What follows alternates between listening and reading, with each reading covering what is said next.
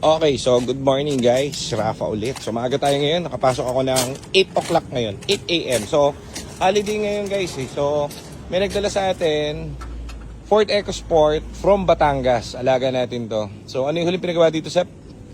Change oil. Spark plug. Ganda ng unit nyo. Hindi sa atin galing to pero alaga natin to kotse niya. So PMS tayo for today. Tapos isipatin na natin yung kanyang ang tawag dito, timing belt, kasi 50,000 kilometers na to at babiyas si sir ng malayo.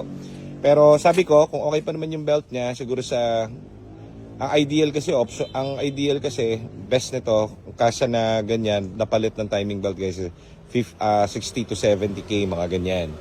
Pero syempre, kailangan i-check pa rin natin yung timing belt niya kasi may mga times dahil sa sobrang init ng panahon rumurupok o nagkakapunit-punit yung belt. So, mahirap pag nasiraan kayo ng belt niyan dahil ang mangyayari, towing kayo. Okay? Ayan. Temperature naman is okay. Yung huling ginawa pala rito is spark plug, ano sir? Ano po?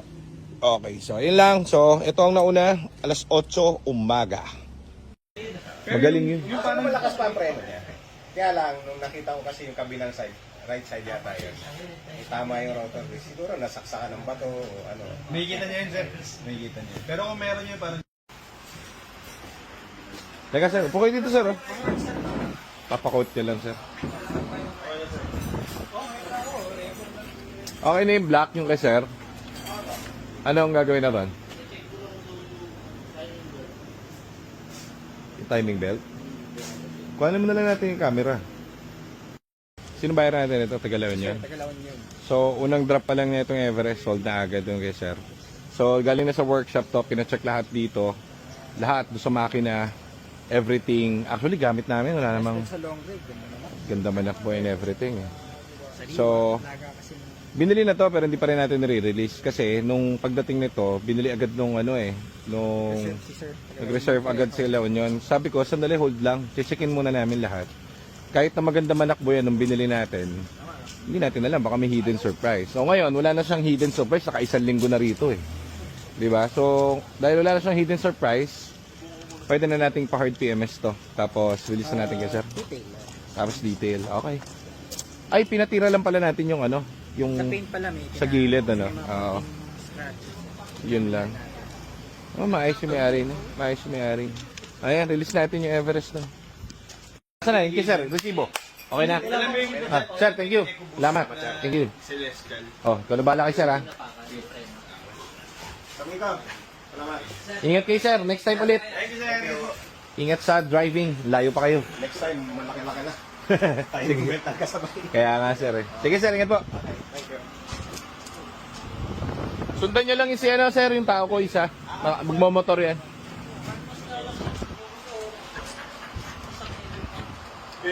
So, papacheck natin yung ni sir. Galing pa kasing Batangas yan si sir eh. So, alaga natin yan. Ang next balik na rito is retiming na siya. Tapos, ano ba tawag dito? Yun lang project namin. Ganda ng unit niya, wala rin problema. Yung preno, kasi may parang kumikis-kis. Okay? Ayan. Thank you sir, salamat po. So, another pasyente, may pumuntang pasyente bago. Ito, chinecheck na natin yung temp na ito. I-release na rin to itong ating Everest. So, may dumating sa ating bagong client. Hindi sa ating galing to eh. Anong problem nito sa kanya? Nagtutuloy yung kanyang valve cover gasket. Tapos, maintenance na rin. Ay, ba't ganun? Beta gray lang. Naka-ano na yung Tapos basang-basa yung spark plug. Ayun o, puno na nung lang siya. Saan? Malulunod na. So, ayan, puno-puno na lang is at nalulunod na ang kanyang Spark plug. nakita ni Sir yan. Oh. Yun, kalubog, kita nyo. Kasi yung valve cover gasket niya ay kinain na ng kung ano-ano. Dahil sobrang init ngayon. So, papalitan natin. Ay, bakit naman ng ano yun, nilagyan ng Pandikit lang. pandikit? Tapos sharp plus na overall. Oo, na-overhaul na yun dati. Kita na eh. So, maandar naman eh. So, okay nag-overhaul yan. Very good ka, iho. Hindi lang natin alam yung history nito. Pero, tubig niya, onti na rin. Tapos, yun ang mga gagawin natin sa kanya. Tapos, mamaya ready to go na to. Ano to? Spark plug din? Opo. Okay. So, spark plug din kasi nga nakalubog na. Okay, so ayan. Balikan natin mamaya. Ito may-ari si sir.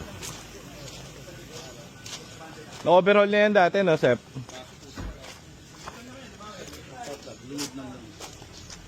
Quality na talaga yan, sir. Ang alin ang... Spark plug, sir. Papalitan na. Tapos, sa plus na to siya.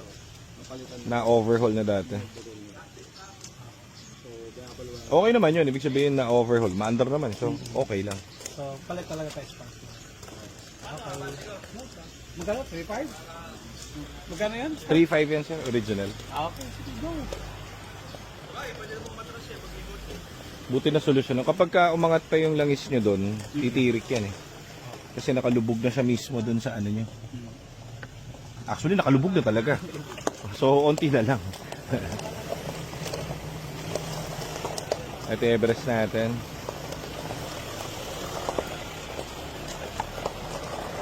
Test drive na to. Ano to? Test drive na to? Ganda, Mark? Maganda? Maganda? Release natin to. Dalawang araw na to eh. Kaso yung gulong, ihahabol yung gulong. Bila mo ng bago. Pangit tong gulong, pare. Hindi, papapalitan talaga. Ngayon lang Pangit. Ibang-iba dun sa harapan. Ako yung harap. Wala na, puno na ulit. Nang-tetting yan. Wala na. Kala ko ba nagtanggal na ng mga kotse? Hindi, atras lang.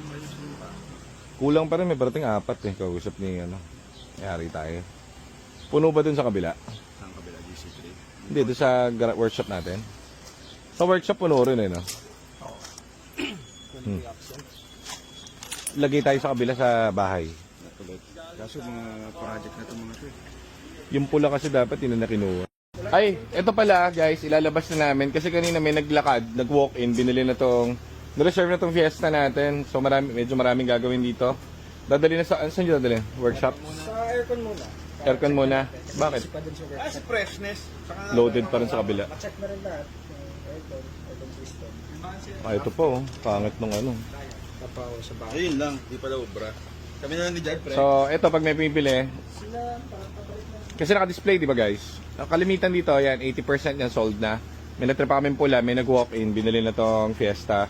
Umpisahan na natin to. Loaded kasi kami, kaya hindi namin lahat maisabay dun sa workshop. Kasi syempre, alam niyo naman, SOP, bababa lahat yan. Hindi, kahit sa aming mabilis yan, eh kung marami naman, di ba, mahihirapan din yung mga workers natin. So, ganun ang ginagawa natin. So ngayon, dahil yan, naka-reserve na, tatakbo na yan ngayon. Kumbaga ang tawag dito, ipipila na ngayon ni Mark Yakis yan, ang inyong lingkod. Ang pinaka Yakis sa balik-balik na lumipat ng Mandaluyong. Doon siya ngayon umi-izquierda si Mark Yakis. Ano nga pala. So, ayan, pipili na natin. One click to, walang problem. Hindi pwedeng ibebenta mo siya ng ganun. Wala akong tiwala sa ganyan, brother. May ABS yan. Meron naman tayong bagong stock parating, di ba? So, bagong ABS, bagong shift fork, bagong clutch. Ano pang iisipin mo, kaibigan? Bumili ka na, kaibigan. Ano pang iniintay mo?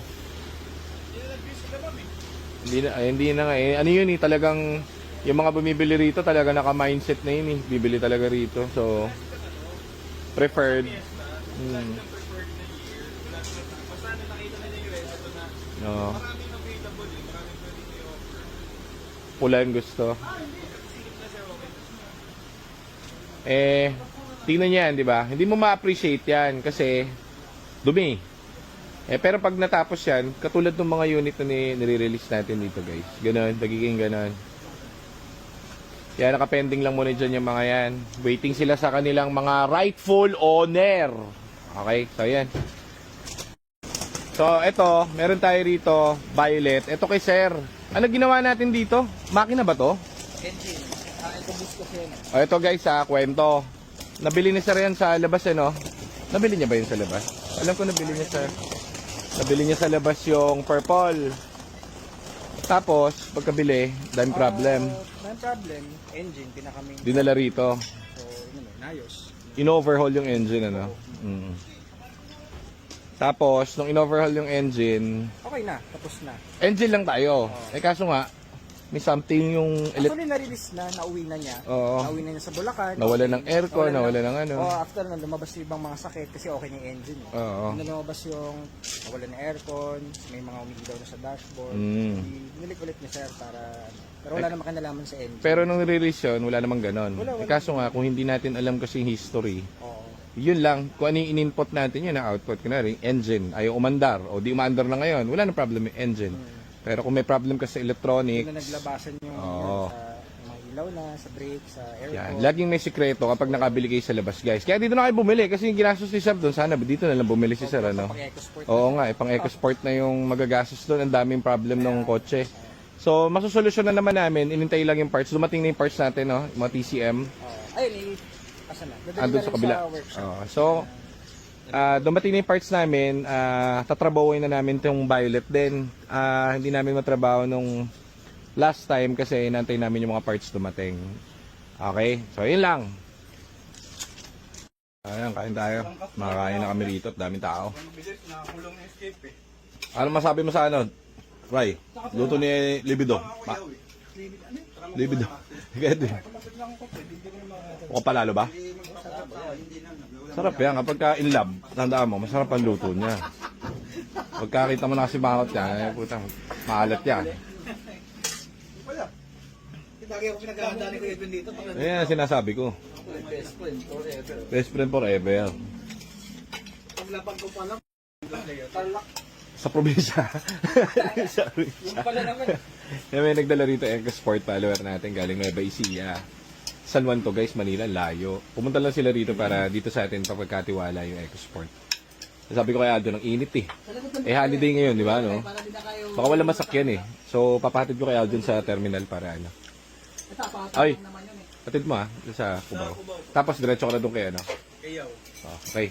Tapos kapag ka okay yung aircon ng accent na pinagawa mo, pag tinignan mo malamig na, no? Kuhanin mo yung accent ko doon, pagtulungan nyo ni ano, freshness, ipa-ECV mo na rin yung ano, accent. Gusto ko yung sobrang lamig ka mo.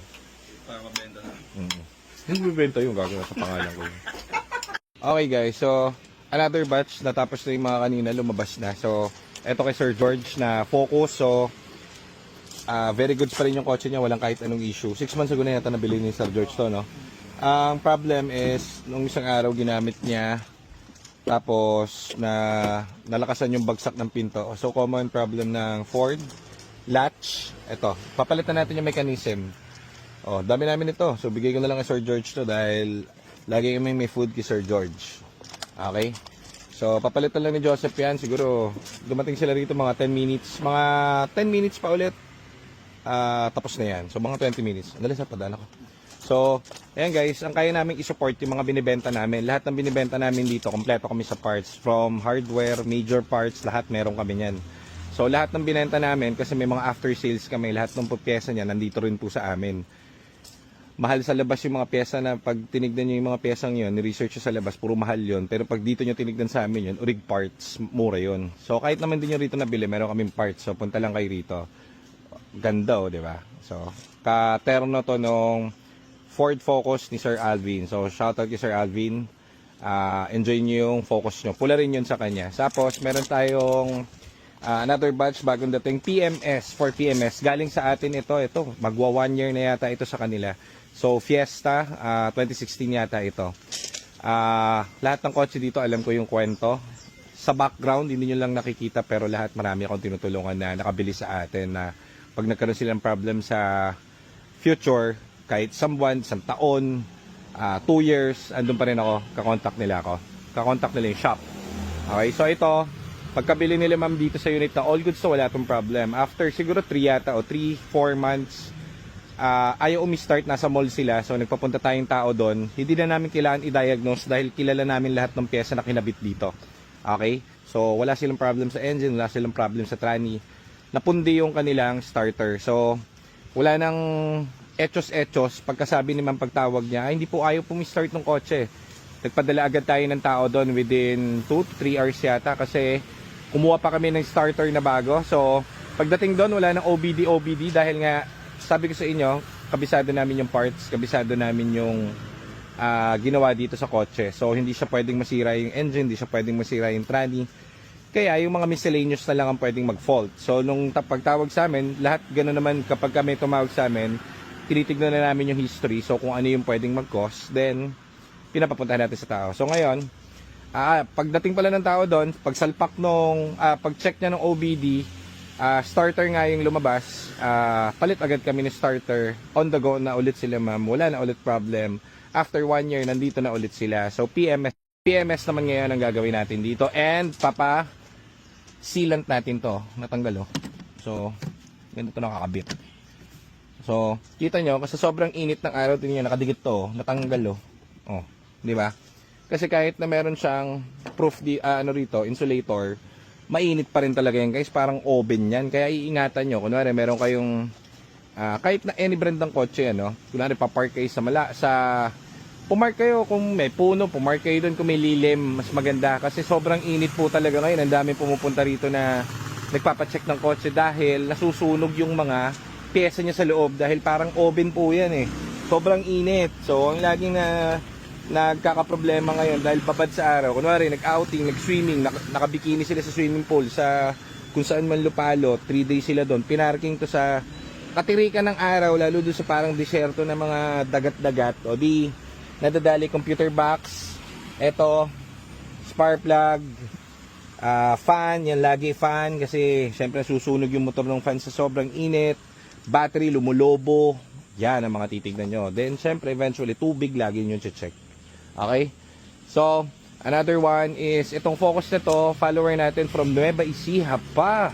Solido. So, shoutout kila sir, saka kila ma'am, pumunta rito, sinadya talaga kami kasi ibebenta na nila to. Hindi sa amin galing to, ibebenta na nila tong EcoSport nila at mag-upgrade sila. Hindi ko alam kung 7-seater or mag-upgrade yata sila ng kotse. So, dinala rito, no issue naman yung kotse nila. So, dahil follower natin yan, Nueva Ecija pa sila. So, sabi ko, bilhin nyo na. Kung magkano yung pagkakasunduan nyo, sige, bilhin nyo na. Wala namang issue.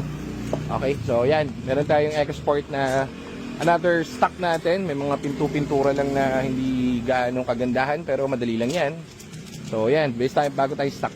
Okay, so yun muna. Another batch, second batch na to. Mamaya ulit, pas third batch.